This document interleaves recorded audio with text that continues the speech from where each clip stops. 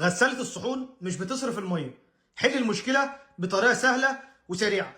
أول حاجة هتعمليها في الفلتر ده، هتبدأ إن أنت تفك الفلتر بالشكل ده، تنضفيه كويس، وبتنضفي الحوض من هنا لأن ممكن يكون في أي بواقي أو فضلات نازلة من الأطباق سد مجرى التصريف، زي كده المية بتكون واقفة.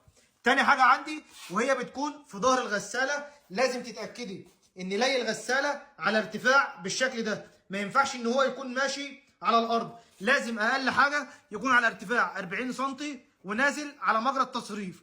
وتتأكدي برضو إن ما فيهوش حاجة جواه سداد، ولو لسه المشكلة موجودة ممكن يكون العيب في موتور الصرف نفسه.